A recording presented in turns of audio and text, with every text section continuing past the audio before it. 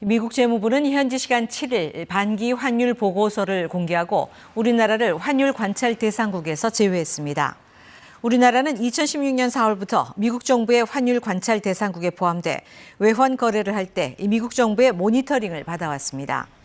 미국은 2015년 제정된 무역촉진법에 따라 자국과 교역 규모가 큰 상위 20개국의 거시 정책과 환율 정책을 평가하고 150억 달러 이상의 대미 무역 흑자를 내는 등 이 세 가지 기준 가운데 두 가지 이상이 해당될 때 관찰 대상국으로 지정하고 있습니다. 한국이 지난해 하반기에 이어 올 상반기에도 미국의 환율 관찰 대상국에서 빠졌습니다.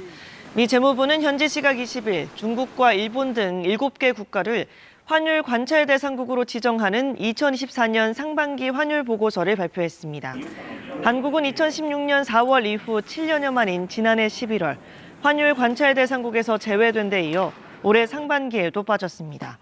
미국은 2015년 이후 자국과 교역 규모가 큰 상위 20개국의 거시 정책과 환율 정책을 평가하고 일정 기준에 해당할 경우 심층 분석국 내지 관찰 대상국으로 지정하고 있습니다. 미국 재무부가 한국을 다시 환율 관찰 대상국으로 지정했습니다. 재무부는 현지 시간 14일 의회에 보고한 주요 교역 대상국의 거시경제 및 환율 정책 반기 보고서에서 중국, 일본, 한국, 싱가포르, 대만, 베트남, 독일 등 7개 나라를 환율 관찰 대상국으로 지정했습니다. 한국은 2016년 이후 7년 만인 2023년 대상국에서 빠졌고 지난 6월 보고서에서도 제외됐지만 이번에 다시 포함됐습니다. 우리나라가 미국의 환율 관찰 대상국으로 재지정됐습니다. 미국 재무부는 현지 시각 5일 의회에 주요 교역 대상국의 거시경제 및 환율 정책 반기 보고서를 보고했습니다. 보고서엔 중국과 일본, 한국, 싱가포르 등 9개 나라를 환율 관찰 대상국으로 지정한다는 내용이 담겼습니다. 한국은 2016년 4월 이후 7년여 만인 2023년 11월 환율 관찰 대상국에서 빠졌습니다.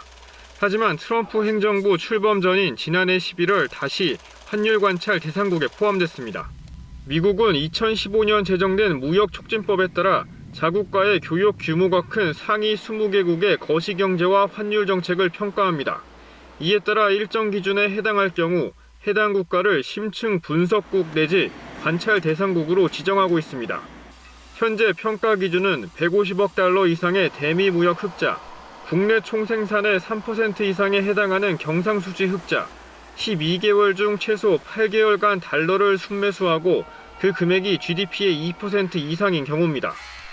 이 중 3가지 기준에 모두 해당하면 심층 분석 대상이 되며 2가지만 해당하면 관찰 대상국이 됩니다. 이번 조치는 도널드 트럼프 행정부가 무역 협상에서 환율 문제를 다루겠다고 공언한 상황에서 나왔습니다. KBS 뉴스 개현우입니다.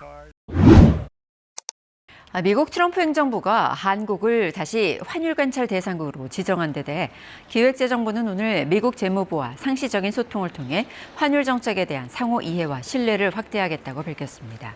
그러면서 현재 진행 중인 미국 재무당국 간 환율 분야 협의로 면밀하게 진행해 나갈 계획이라고 덧붙였습니다.